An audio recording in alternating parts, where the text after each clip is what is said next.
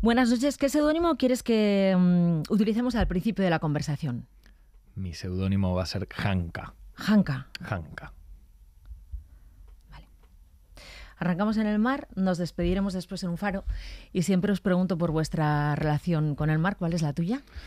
Es una relación bastante de disfrute, vacacional. Soy de una ciudad que no tiene mar como tal, pero aparenta tenerlo. Entonces, casi siempre mi vínculo con el mar tuvo que ver con vacaciones, con disfrute, con deportes, con familia, con viajes. Así que para mí es un lugar de placer y a la vez te diría que es uno de los lugares que más miedo me da en el mundo. Entonces es una relación así un poco tensa. ¿Eres de los que se meten nadando o los que prefieren quedarse cerca de la orilla? Prefiero quedarme cerca de la orilla hasta que alguien me desafíe a hacer algo en particular. No puedo soportar un desafío. Ah, ¿no?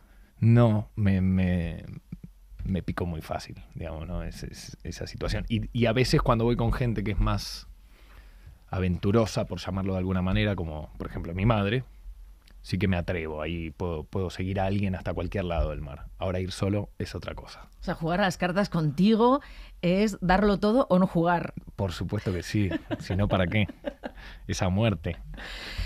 Yo pensaba que tus veranos estaban más vinculados a Villa Constitución. Bueno, también. Ahí no hay mucho mar, la verdad. ¿Cómo era este lugar?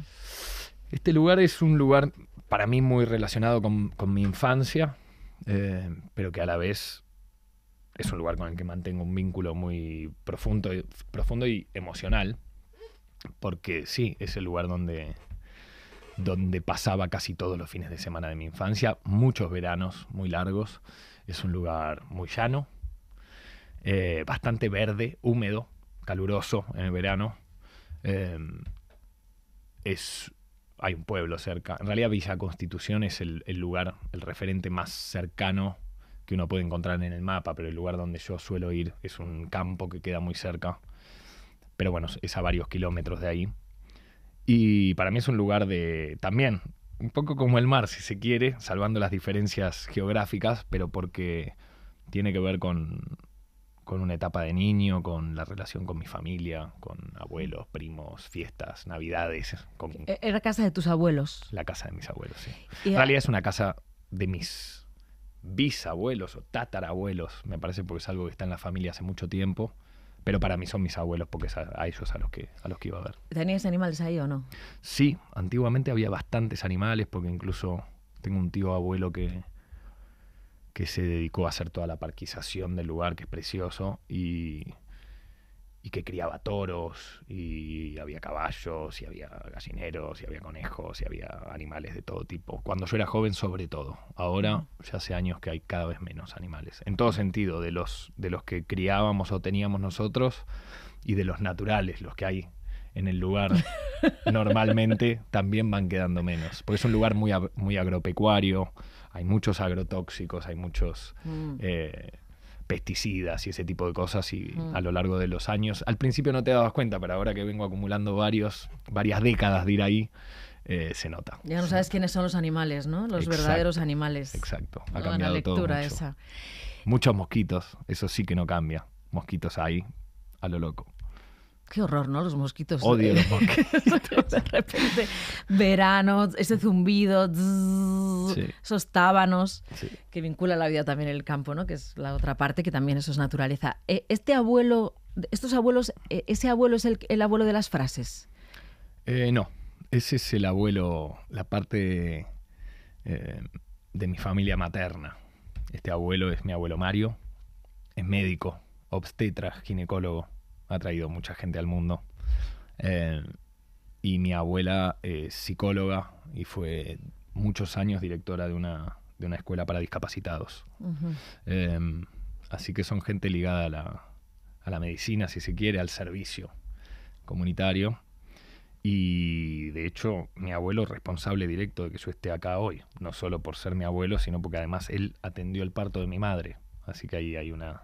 Ah, qué bonito esto. Sí. Y es el que decía estas frases. Cuida la flauta. No, No, ese es mi abuelo paterno. Vale, el de vale, las frases vale. que seguramente habrás escuchado al Sí, día. ¿no? Cuida la flauta, que Sí, la serenata es larga. Sí, son frases hechas de la época que supongo que él también rescataba. No sé si son todas de él. Decía una también que era: todas las vacas son tuyas menos la colorada. La colorada es mía. Que andás a ver qué querían decir, pero con el tiempo les vamos encontrando algún significado o alguna oportunidad para traerlas de vuelta.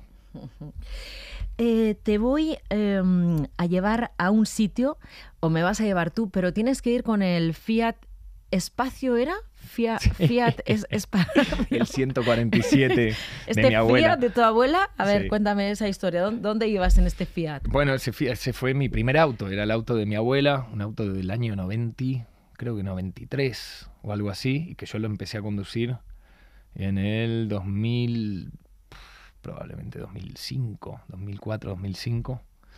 Y estaba hecho pelota el auto ese. Giraba en falso el volante, la dirección andaba fatal, no tenía dirección ni hidráulica, ni asistida, ni nada. Te tenías que colgar para estacionarlo, salías todo sudado. Pero para mí fue mi primer auto y, por supuesto, una especie de vehículo de aventuras, ¿no? Esa sensación de libertad. Total. De cuando conduces tu primer coche, aunque no sea tuyo, que nadie conduce su primer coche, siempre es el coche que hereda o el coche que le prestan o el coche de otros, ¿no? Pero esa sensación de estoy al volante, aunque fuera un volante con la dirección cambiada. A mí me encantaba porque eso me daba la sensación también de una especie de atisbo de lo que era para mí en aquel momento empezar a ser adulto, ¿no? Empezar a manejarme solo, a poder hacer lo que quisiera, que nadie me preguntara nada y tener cierta independencia, si bien era sobre el auto de mi abuela. Pero debo decir que no, yo conducía justamente por este lugar que mencionabas, Villa Constitución, desde muy chico. A mí me enseñaron a manejar con 11 años probablemente, una cosa así. Entonces ya cuando cogí el 147 este de mi abuela era, no te diría un experto, pero ya sabía manejar. Había conducido muchos otros coches, pero este era por ese momento el mío. En teoría me lo regaló, luego pasó el tiempo, me lo pidió de vuelta mi abuela. Sí, trae acá, que el coche me dijo, es no, mío. estoy pensando que voy a vender mi auto. Y le digo, ¿cómo tu auto? Es mi auto ahora. Le digo, abuela. Me dice, sí, pero tengo una idea y no sé qué. Y al final se lo di. Siempre has dicho que tu abuela era vanguardista, moderna, revolucionaria, que le encantaba, no sé si solo tu abuela o conversaciones familiares hablando de política.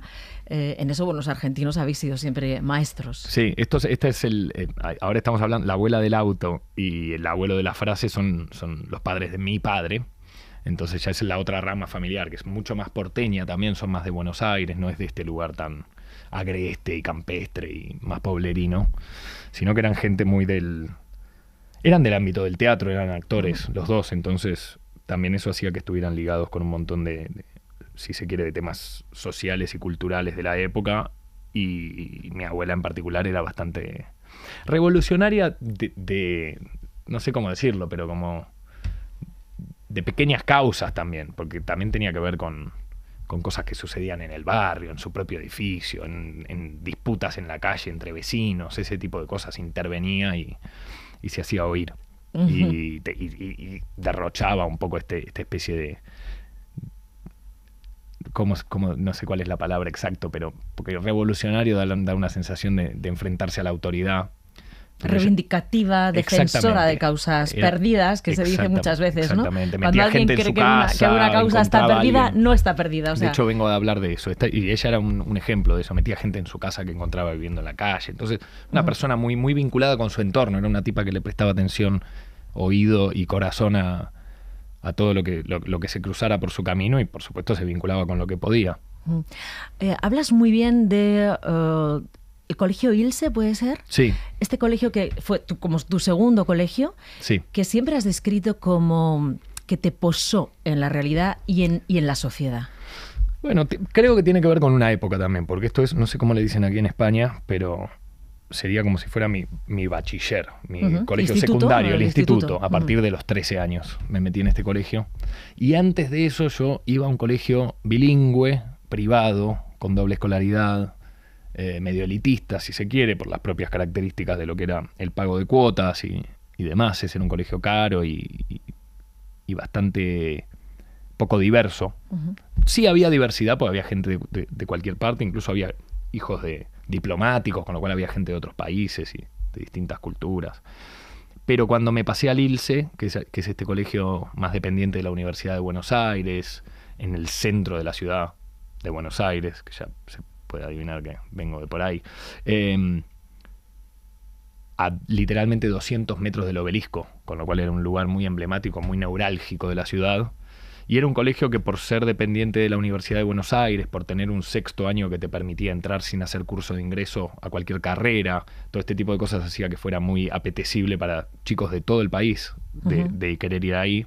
Semi privado, había una cuota, pero casi todo lo bancaba el Estado, entonces era bastante accesible para el nivel educativo que tenía, y había que hacer curso de ingreso, entonces había una barrera en un lugar que tenía un filtro.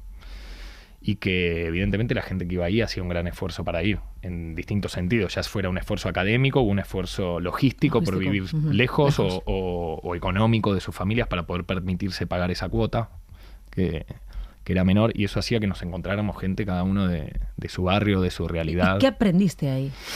¿Qué crees que aprendiste ahí que mantienes después de tantos años? Porque en cada entrevista que te han hecho, cuando sale el ILSE, sale un recuerdo buenísimo de algo que cuajó en ti.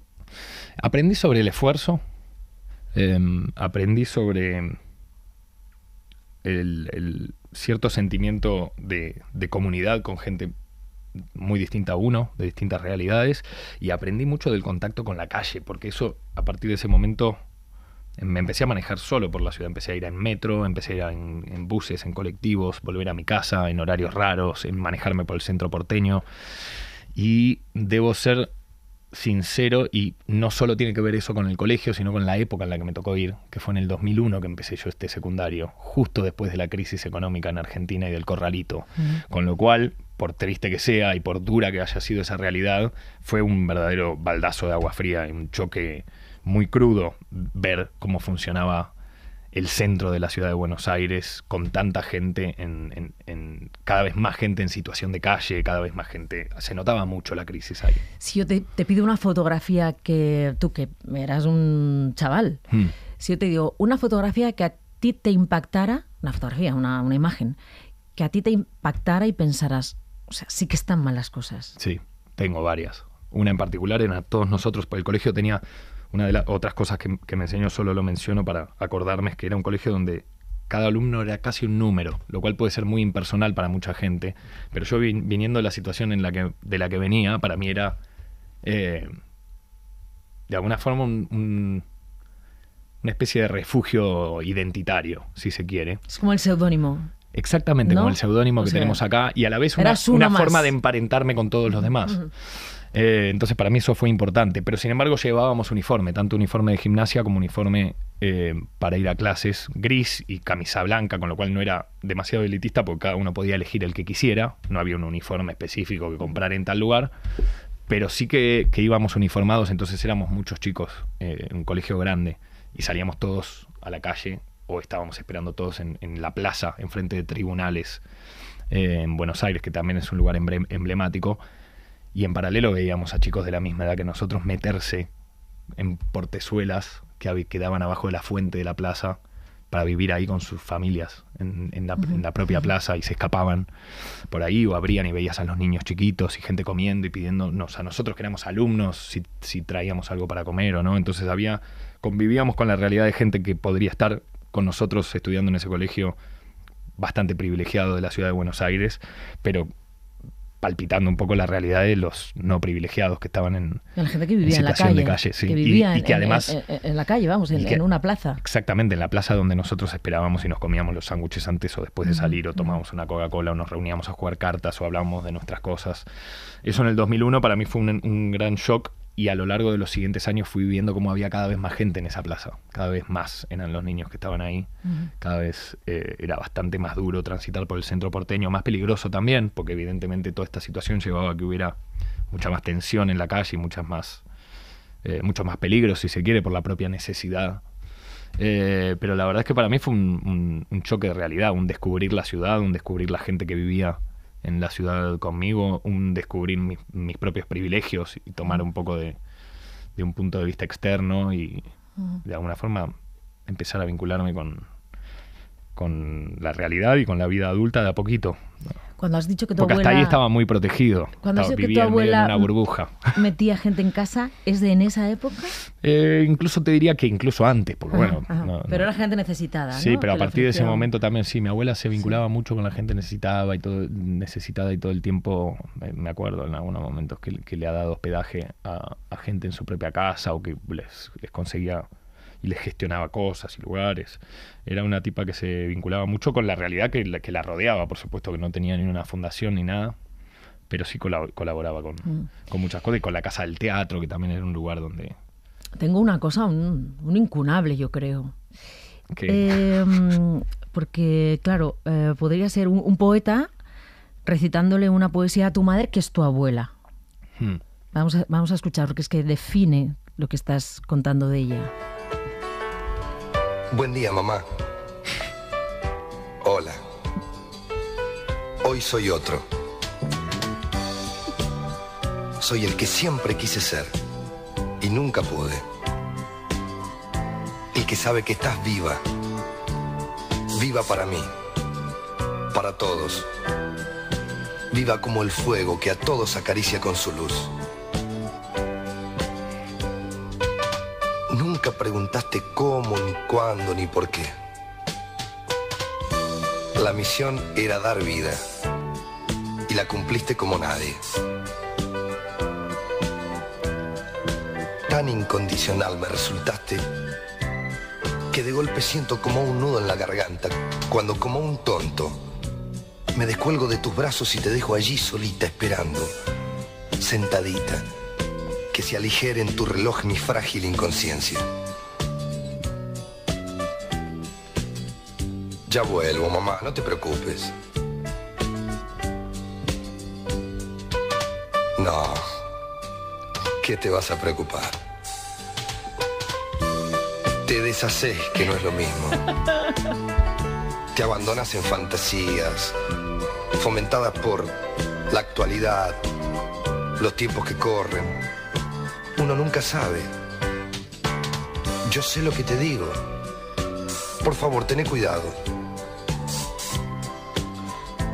No me trates como un chico, mamá. No, perdón. Es toda una mentira. Siempre. Todo. Absolutamente todo. Creo que lo hice como para que nunca te olvides que yo soy tu chico. No sé cómo comentar esto. Creo que acá A ver, es muy alguien se va a enojar mucho de que hayan sacado esto. porque la música es Que tremenda. hayan sacado pero el esto texto, del arcón de los recuerdos. El texto, Han perdido un gato pardo, les digo. el texto es absolutamente maravilloso. Como todo lo que tú has contado de tu abuela, él lo describe de su madre, ¿no? No, tú no te preocupes, tú siempre estás dando vida. Bueno, está bonito Sí, esta parte, bueno, creo ¿no? que ahí hay un poco de afectación personal sobre esto. La verdad creo que es la primera vez que escucho este entero. Siempre lo he escuchado como algo cómico, porque no debe haber nada que te cause más vergüenza a mi papá que esto. Bueno. Pero sí que creo que tiene más que ver lo que dice acá con su relación personal que con la relación de mi abuela con el afuera y el entorno, pero sin duda la describe de alguna manera. Tú acompañabas a tu padre a los rodajes, pero ¿no te llamaba tanto la atención la interpretación como todo lo que rodeaba eso que veías? El iluminador, el gruista, el director de fotografía, todo lo que había alrededor. Igual te interesaba menos la interpretación o te causaba menos curiosidad. Yo no sé si es que me interesaba o me causaba menos curiosidad, pero sin duda era algo que yo sentía que conocía. Porque el teatro, yo iba desde muy chiquitito, mis abuelos eran actores, mi abuela también. Mi tía es actriz, hay una relación familiar con el mundo de la interpretación de varias generaciones. Entonces, claro, cuando yo empecé a poder ir a los estudios de televisión o al cine, me empezó a llamar la atención todo lo que yo no conocía, que era esa multitud de personas operando equipos, maquinarias, pensando y elucubrando cosas que después se veían y que yo entendía que después yo sí conocía los resultados de eso, pero nunca había podido ver el mecanismo mediante el cual todo eso se hacía. Así que las primeras veces que empecé a ir a estudios no podía sacar el ojo de todo lo que pasaba en el afuera. A mi padre ya lo conocía y lo había visto mentir un montón de veces, que era un poco lo que yo percibía, que él ahí jugaba y mentía a ser otra persona y punto. Pero yo sabía que era él, de alguna manera. Entonces, sí que mi atención iba para todo lo que pasaba a su alrededor. Pero sí. no tenías claro que tú quisieras dedicarte al mundo del cine. No lo tenías claro. La verdad, en aquel momento no tenía claro que uno se tuviera que dedicar a algo en particular tampoco. Era muy pequeño. Cuando empecé a vincularme con estas cosas tenía 3, 4, 5 años. Después sí, cuando empecé a ser más grande lo empecé a ver todo con otros ojos, porque entendí que ahí la gente iba a trabajar y que era algo que uno tenía que hacer y que mi papá también tenía que ir ahí, por más suelto y libre que se lo viera o que pareciera que disfrutaba de todo. Decías, bueno, es un trabajo, esta gente tiene que ir, aunque estén enfermos, aunque... Entonces todo eso me empezó a llamar la atención también como comportamiento humano, ¿no? De entender qué me iba a tocar hacer también de alguna manera o qué tenía que decidir. Después con el tiempo y con el ILSE, que era un colegio... bastante mata artistas, si se quiere, no a propósito, pero donde estaba todo enfocado para otro lado, no había muchos espacios creativos, apuntaba mucho a ciencias duras, física, química, biología, matemática, economía, todo ese tipo de cosas que me encantaban, pero que dejaba poco espacio para la parte artística. Yo salí de ahí convencido de que a mí me gustaban esas cosas. La ingeniería, la física. Sí, y me gustan. No es que salí convencido, sino que realmente encontré algo que me apasionaba ahí en ese camino y algo para lo que era bueno, porque tenía cierto desempeño, sobre todo en física. Lo demás me costaba. Física y biología, te diría. Y química, me iba muy bien. Y no estudiaba mucho, era algo que me interesaba y se me quedaba. Entonces cuando salí de ahí dije, bueno, ¿esto dónde está? ¿Dónde me vinculo con estas cosas de nuevo? Y empecé a pensar en la ingeniería. Y después dejé de pensar en la ingeniería, porque en mi casa se mamaba otra cosa. No sabíamos ni qué hacía un ingeniero. O sea, en mi casa le preguntabas a alguien cuál es el trabajo de un ingeniero y nadie tenía idea de qué hace un ingeniero. Sí, hace puentes, hace esto, pero ¿qué hace en el día a día? ¿Qué está haciendo? Porque no es que va el ingeniero y construye el puente. ¿Qué hace Igual él? Si hubiera sido medicina, pues igual teníais un poco de experiencia, sí, claro. En algún momento lo pensé y por el lado de medicina sí. Mucho, porque por el lado de la familia de mi madre son todos médicos, así como son todos actores del otro lado. Entonces, empecé a fantasear después. Cuando terminé el secundario, empecé a decir, bueno, tengo que decidir qué tengo que hacer. Y empecé a pensar en estas cosas y con el tiempo me fui desviando hacia lo que conocía y lo que había mamado más de chico. Te he traído la banda sonora del secreto de sus ojos. Sí. Vamos a escuchar la banda sonora, Dale. Parte de la banda sonora. Tú dime dónde se va tu cabeza, porque esto marca un punto de inflexión en tu vida. Total.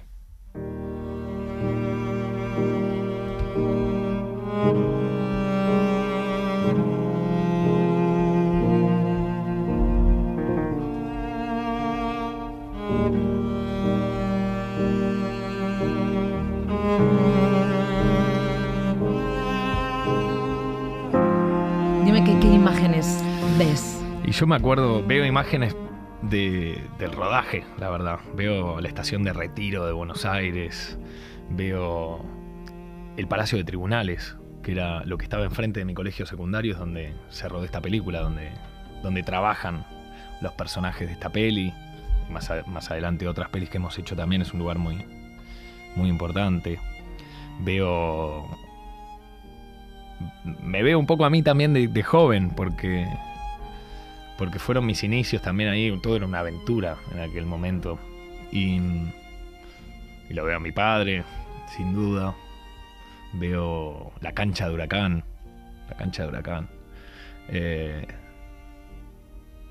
La verdad que veo una época muy, muy linda de mi vida y muy emblemática.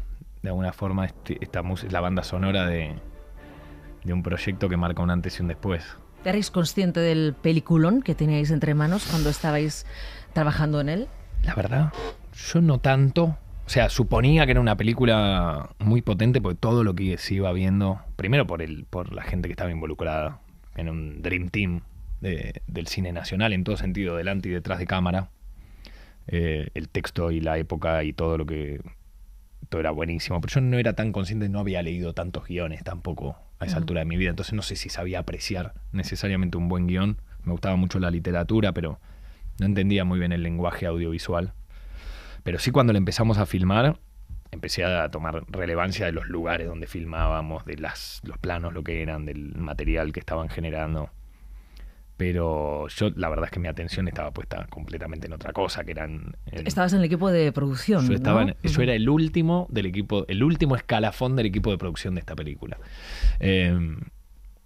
Y no paraba de trabajar, porque parte de lo que a mí me pesaba en aquel momento era que el resto de mis compañeros vivieran mi presencia en ese lugar como una especie de lugar usurpado, de que la mano de mi viejo me había puesto ahí, de que yo no servía para eso. ¿Qué tenías que hacer? O sea, el último de la escalera, ¿no? El escalón primero, más bajo, de una escalera de un equipo de producción, ¿qué hace? 1000 pequeñeces, algunas absolutamente intrascendentes, algunas revolucionarias que he logrado hacer, y logré una cosa que a día de hoy me siento muy orgulloso, que ya por ahí la cuento, pero es medio larga.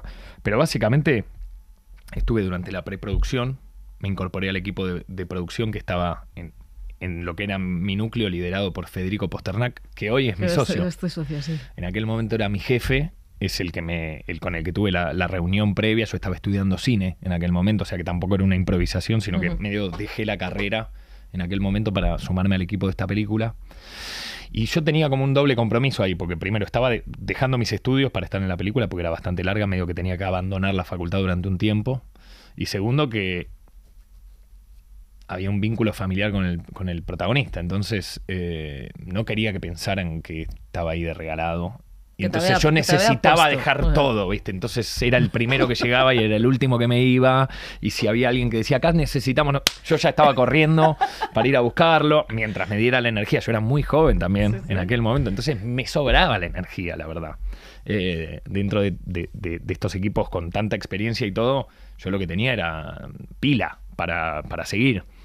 Y traté de hacer la diferencia con eso, o por lo menos de no defraudar, que era lo que más me preocupaba, la verdad, no estar a la altura, pero básicamente tenía que cumplir con 270.000 pequeñas tareitas, algunas súper intrascendentes, como pueden ser los remitos o los pedidos de sillas o de gazebos o de cosas de material que no es fundamental para el rodaje, pero que son cosas que tiene que haber, hasta, por ejemplo, me acuerdo que yo traía el material virgen, o sea, las tarjetas donde se grababa todo el material del día de rodaje. Yo era el primero que llegaba porque traía el material virgen lo del sonidista y del equipo del lugar donde tenían toda la técnica de imagen al rodaje, y me llevaba, después de todo el día de rodaje que se había juntado todo el equipo y todo, me llevaba las cintas grabadas y las dejaba de vuelta en estos sitios. Entonces, llevabas un tesoro. Claro, tenía una responsabilidad ahí. Un día perdí una. Perdí una, después la encontré. Por suerte que la encontré, porque casi me muero. ¿Le dijiste a alguien que la habías perdido o viviste tú solo ese trauma? No, por suerte lo compartí con Federico Posternak, que me acompañó a buscarla, porque yo sabía dónde estaba. La verdad es que cuando hice memoria dije, está acá. Me había puesto todo en un sobre, yo era muy organizado y tenía todo organizado, pero no sé qué pasó durante el fin de rodaje, que me llevé un sobre y dejé otro en el camión de producción.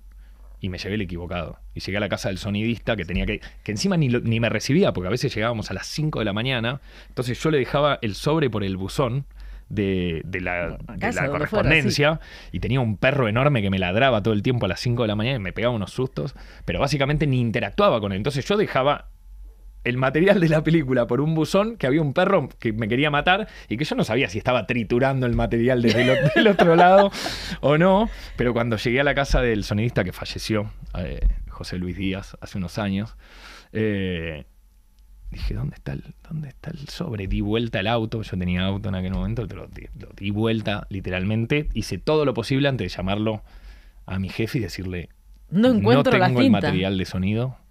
No, me dice, ¿sabes qué puede estar? Le digo, creo que está en el camión de producción, que ya por supuesto se lo había llevado el camionero a su casa, que vivía en las afueras de la ciudad de Buenos Aires. Me dice, pasame a buscar y lo vamos a buscar. Y me lo pasé a buscar, ya estaba amaneciendo, era una jornada nocturna, estábamos muertos. Pero bueno, también eso ahí también se generó un vínculo de mucha confianza, porque él ahora, no me responsabiliza. Un vínculo que llega hasta ahora, duda. Que es tu socio, ¿no? No es casualidad. No es casualidad. Esa es la aportación buena que diste a la peli. Has dicho, hacía 1000 cosas, pero hay una aportación... No es una aportación buena a la película en particular. No, hay cosas que sí. Por ejemplo, me acuerdo perfecto que yo subí tonterías, pero cosas que cuando después uno ve la película identifica los lugares en donde uno está. No sabes si hay una escena, un plano secuencia bastante conocido de la película, que es toda la secuencia en donde encuentran al sospechoso en la cancha de Huracán. Bueno, se supone que en la cancha de Racing, en la película, pero que lo filmamos en la cancha de Huracán. Y eso está compuesto de 7 planos distintos que van conectando en lugares imperceptibles. Un trabajo de ingeniería y de técnica espectacular, y de Campanella, que tiene esa cabeza para hacer cine increíble.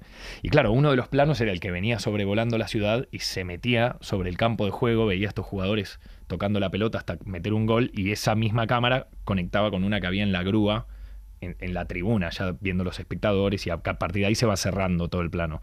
Pero eso se hacía con un helicóptero que venía volando y se metía en la cancha y salía por el fondo de noche. Entonces, una cosa que era fundamental era poner una baliza en la parte de arriba de las gradas para que el tipo que conducía el helicóptero supiera dónde terminaba la cancha, claro, y no se destruyera todo ahí mismo.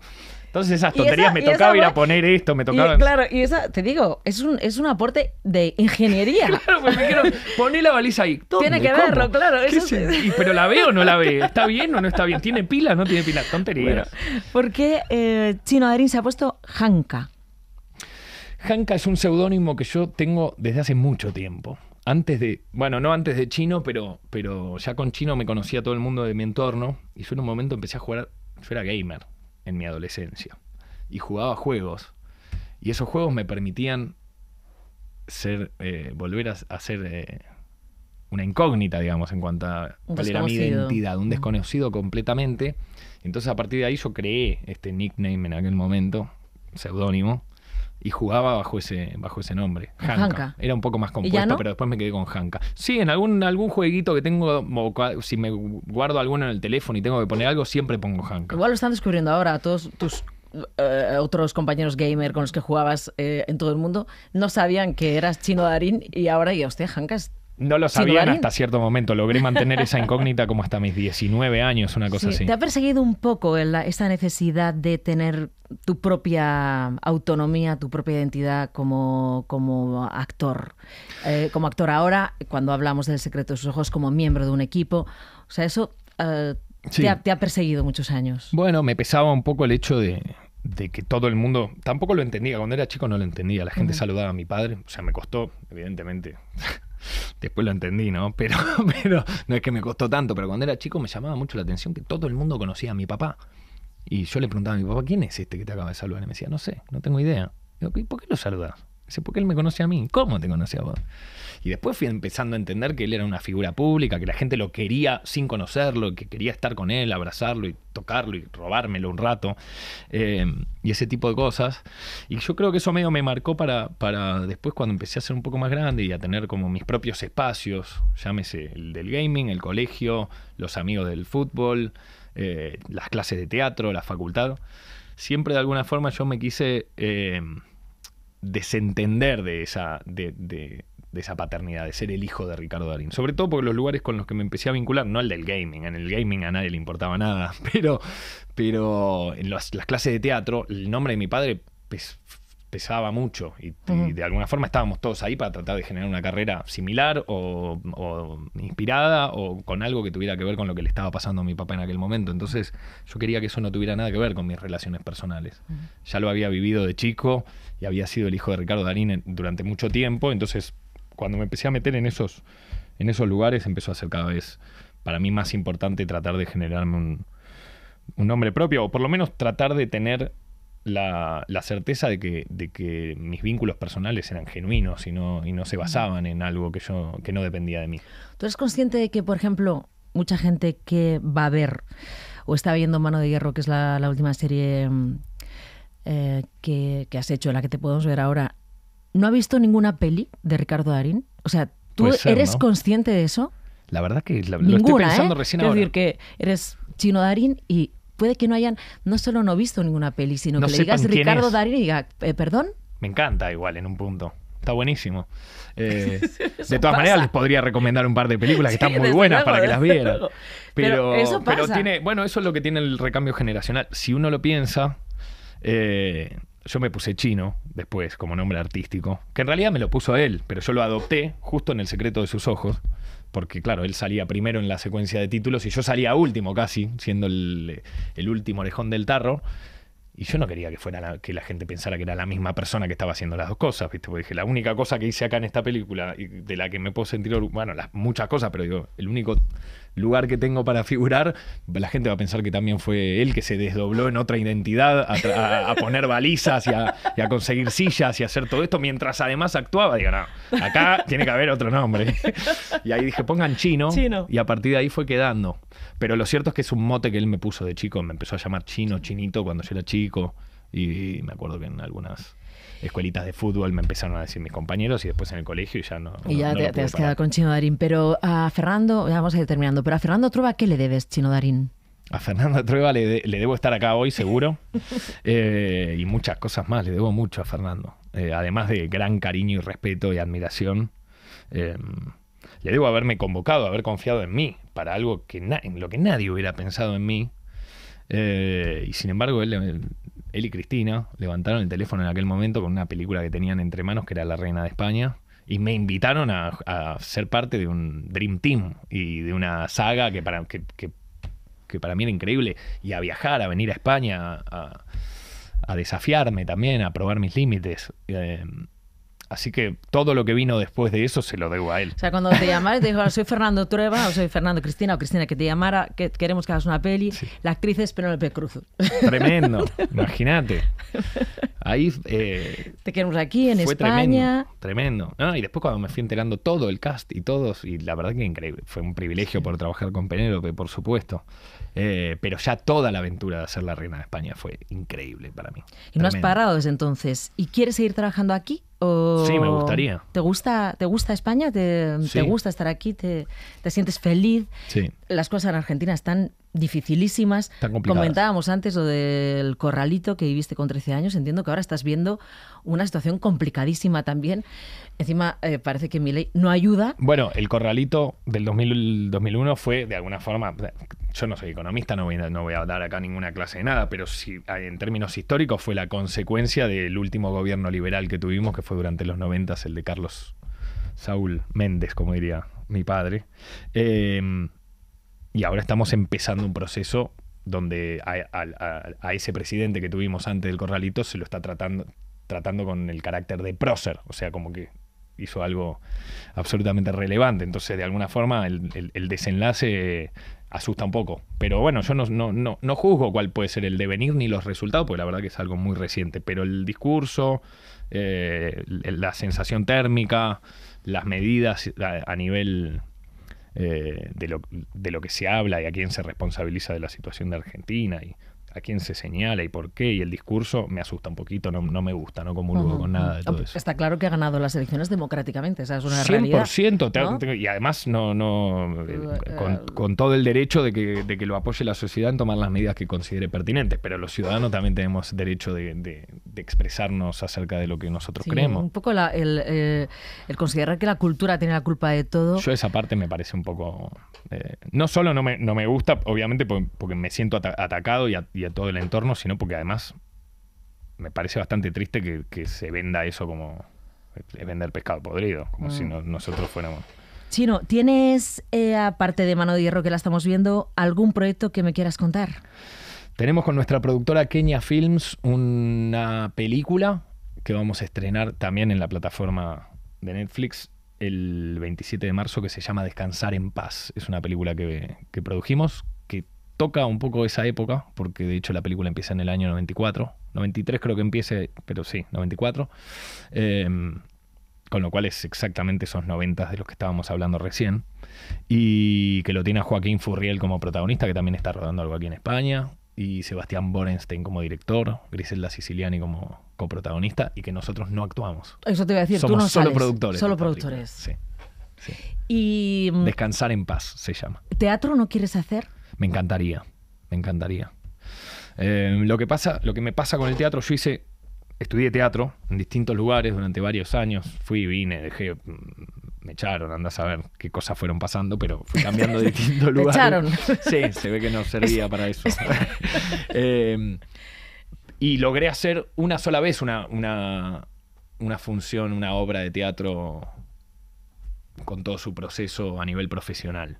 Y la verdad que fue una experiencia transformadora para mí en aquel momento. Y me gustaría volver a hacerlo. Lo que pasa es que desde que empecé a tratar de volver a las tablas, por llamarlo de alguna manera, también se me empezó a presentar esta situación de repartir mi vida entre Argentina y España. Que si bien nunca me fui de Argentina, pues yo considero que vivo en Buenos Aires y es la realidad, vengo mucho a España, mi pareja es española, vengo a trabajar un montón acá, y las temporadas de teatro en Argentina suelen tener una especie de combo medio raro, sobre todo las comerciales, que es que se hace durante 2-3 meses ensayos, 2-3 meses funciones, y después quedas comprometido para el verano, que sería el invierno vuestro, y hacer funciones en algún lugar, un destino de costa, de vacaciones. Entonces, todo ese combo hace que para mí haya sido, por lo menos en las oportunidades que tuve anteriormente, un poco difícil de sostener con mi vida actual. Siempre puedes hacer una obra de teatro con tu pareja. Eso también. Entonces viajáis juntos. La verdad es que lo ideal sería tratar de encontrar una obra de teatro más chiquita, más fácil de hacerla viajar también, de poder ponerla aquí y llevarla para un lado, para el otro. No es fácil, la verdad, no, pero me encantaría, es un objetivo que tengo, buscar una obra para poder viajar con ella también. Dime, ¿con quién te irías a un faro? Encontrarte, reencontrarte, pues estar solo, acompañado, con quien quieras. ¿Y qué canción estaría sonando? Upa, la canción. Puede ser cualquier persona, puede ser alguien de la historia, o vivo, o muerto, cualquier... Con quien quieras estar en un faro. Se me ocurre mucha gente, pero la verdad que por lo esotérico de la situación también, de decir, bueno, puedo elegir quien sea, probablemente trataría de aprovechar esta oportunidad para compartir ese momento con mi abuelo paterno, el Ricardo original, el Ricardo Darín que no conocí. No conociste. Y por el cual me llamo Ricardo yo también, que soy Ricardo III, para el que no lo sabía.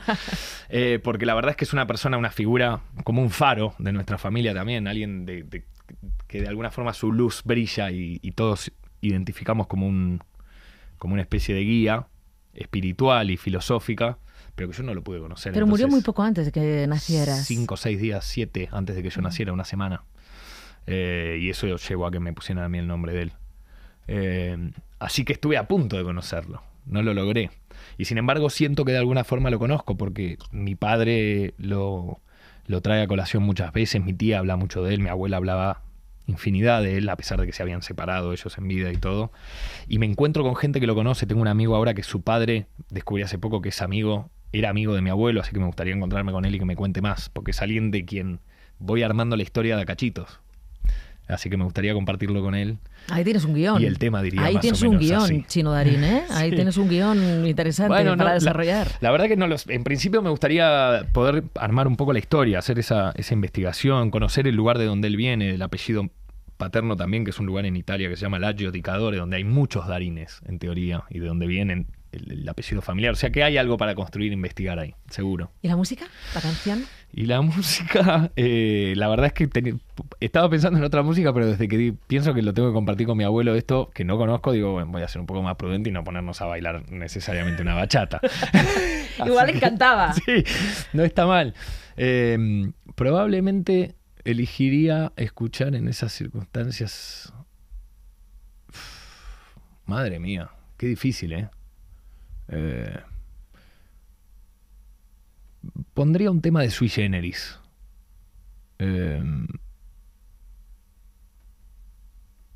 Que se llama Canción para mi muerte.